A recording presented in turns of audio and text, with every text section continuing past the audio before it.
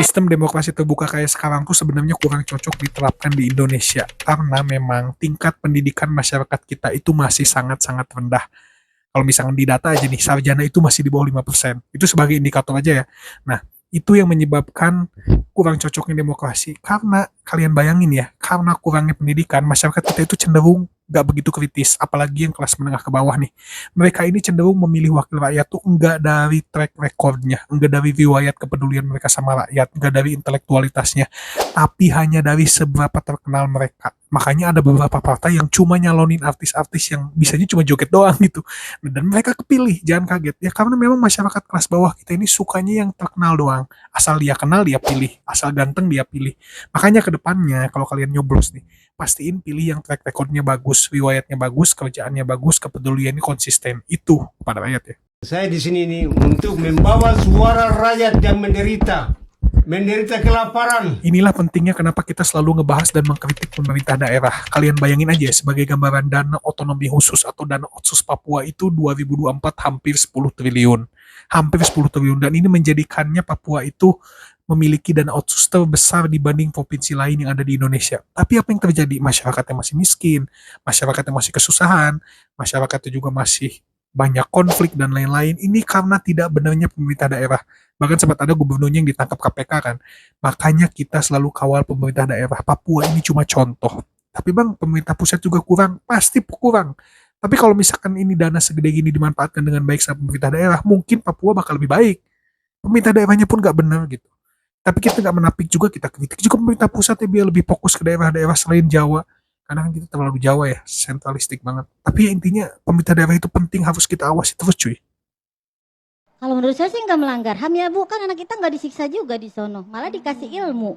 Malah Kita ini tuh ya sebagai masyarakat sipil jangan juga terlalu fobia terhadap militer ya. Jangan ketika misalkan sesuatu tentang militer itu kita langsung ngecapnya jelek, menakutkan, pelanggaran HAM, sesuatu yang nggak benar, supaya masih sipil. Ya itu betul supaya masih sipil. Cuman ada juga beberapa dari militer itu yang baik cuy. Jangan menutup mata. Kayak misalkan contohnya programnya Gubernur Jawa Barat nih yang tentang pembinaan karakter siswa. Kan di situ udah jelas pembinaan karakter, bukan wajib militer. Jadi ya udah, karena bagus juga loh beberapa karakter di militer itu kalau diterapkan di kita masyarakat sipil bagus.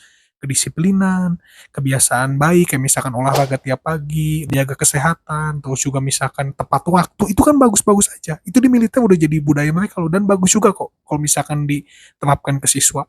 Kan udah ada yang mengawasi juga, udah ada Menteri HAM iya, KPAI juga iya, Kaseto juga iya, ya udah sih, gak usah dikit-dikit HAM-HAM aja, aduh, jangan dijadiin senjata untuk memundurkan bangsa. anggota dewan yang sibuknya nggak tahu ngapain, jangan duduk manis aja gitu ya. Nih ya sebenarnya masyarakat atau rakyat itu tuh simpel pemikirannya. Ini kita kasih sedikit clue ya buat kalian anggota dewan biar paham masyarakat. Masyarakat itu tuh udah hidup dalam kesusahan. Susah ngurus anaknya dengan berbagai macam serangan-serangan pemahaman-pemahaman yang ada di medsos dan lain-lainnya. Ada yang melakukan hal-hal yang enggak-enggak. Terus ketika misalkan dikasih solusi, oke anak ibu kita kasih solusi biar bisa jadi lebih baik dan patuh. Ya kalian jangan tiba-tiba nyinyir gitu. Jangan tiba-tiba kritik nggak jelas. Sebelumnya kalian nggak ngasih solusi. Ketika ada solusi, ya udah masyarakat pengen ikutin solusi yang ada. Kalau kalian mau dapat perhatian masyarakat, kalian ciptain solusi lain. Simple aja nih, solusinya Deddy Mulyadi, ini solusinya anggota dewan. Kita lihat yang mana yang paling jalan. Kita bandingin, nanti biarin masyarakat yang milih. Gak usah ngeluarin teori-teori bahasa langit. Masyarakat itu butuh kerja nyata cuy. Rakyat itu butuh kerja nyata. Sesimpel itu aja. Memahaminya gitu. Kalian anggota dewan tapi gak mewakili sih, gak paham gitu.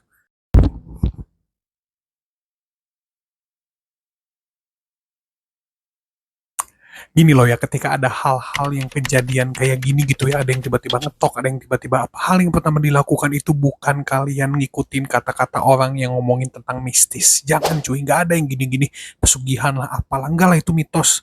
Jangan kita sebagai bangsa itu gampang banget menyimpulkan sesuatu, gampang banget ngikutin kata orang yang bisa jadi orang itu tuh ya ada masalah mental gitu. Ada namanya itu skizofrenia. Kalian cari aja lah. Nah, yang pertama dilakukan ketika hal gini tuh lapor polisi dulu. Siapa tahu itu orang-orang yang mengakali. Siapa tahu itu orang-orang yang pengen ngebegal, pengen ngerampok rumah. Kita nggak tahu kan. Yang kedua yang harus dilakukan, pos ronda di situ diaktifin lagi. Sesama warga sering patroli, adain jadwal ronda. Stop percaya mistis. Gak semua itu mistis cuy. Jadi ya pintar dikit lah. Jangan sampai kita tuh masyarakat tuh, aduh.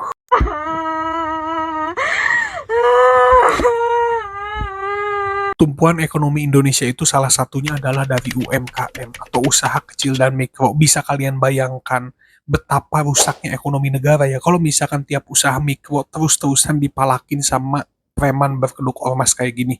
Dan kebayang gak kalau misalkan bertahun-tahun di tiap pasar, di tiap tempat dagang, di tiap para UMKM ini dagang gitu ya, terus dipalakin sama orang-orang kayak gini. Nominal ini nggak kecil loh menurut kita. Dan ini dilakukan tiap hari, tiap bulan. Kita benar-benar setuju banget kalau misalkan undang-undang ormas dievaluasi dan ormas-ormas bergaya preman ini dibubarkan. Mereka ini kerusakannya udah parah banget. Kita udah nyebutnya itu extraordinary crime. Ya kalian bisa lihat, ini mereka ini benar-benar ngerusak ekonomi negara, membuat negara kita hancur pada ujungnya kalau misalnya dibiarin gitu ya. Dan ini mereka udah setara koruptor maling uang negara yang besar, mereka maling uang rakyat secara langsung, mereka ini kejam juga, harus dihilangkan.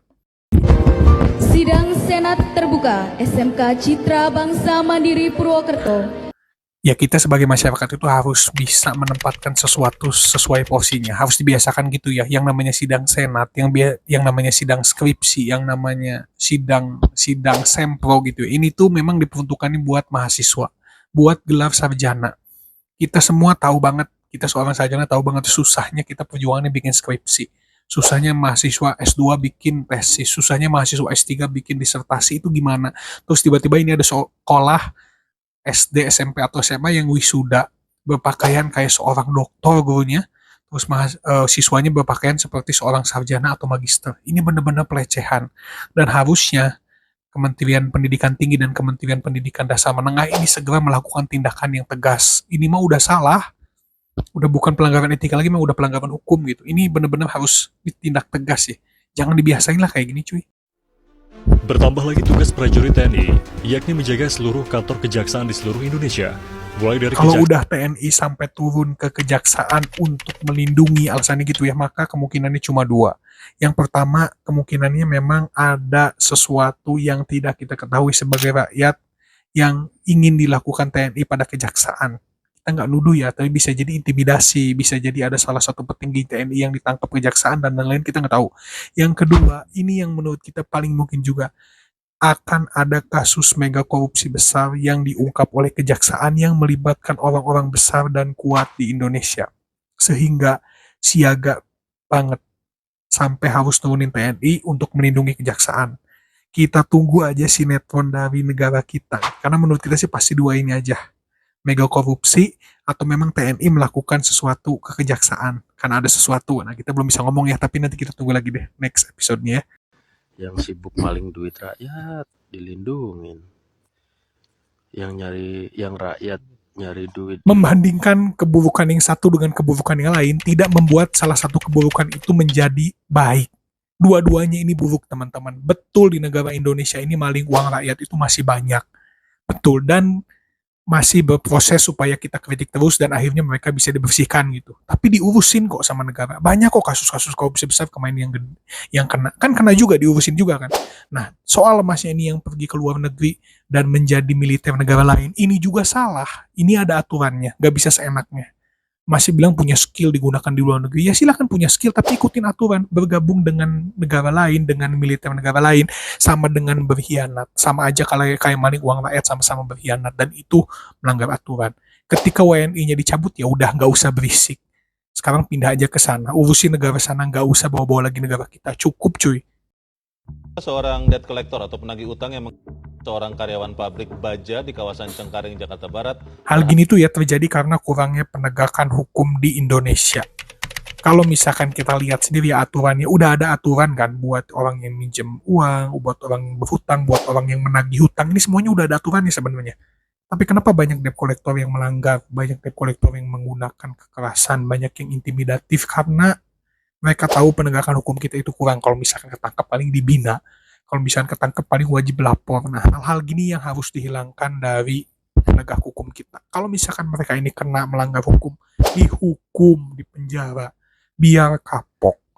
Karena kalau misalkan terus-terusan dibiarin gini, negara ini seperti kehilangan taringnya gitu, kayak nggak bisa nangkepin yang gini gitu, dikit-dikit ada lagi, harus diberesin.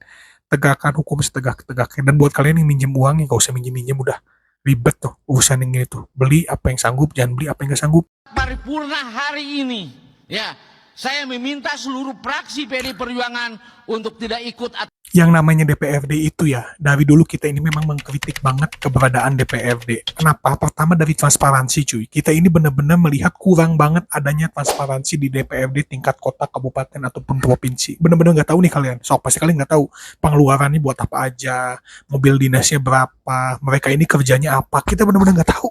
Kayak cuma ada aja gitu variasi gitu ya, meskipun niatnya bagus. Yang kedua adalah efektivitas dan efisiensinya. Benar-benar nggak efisien dan nggak efektif. Berapa aturan daerah yang dibuat, gimana pengawasan di daerah yang dilakukan.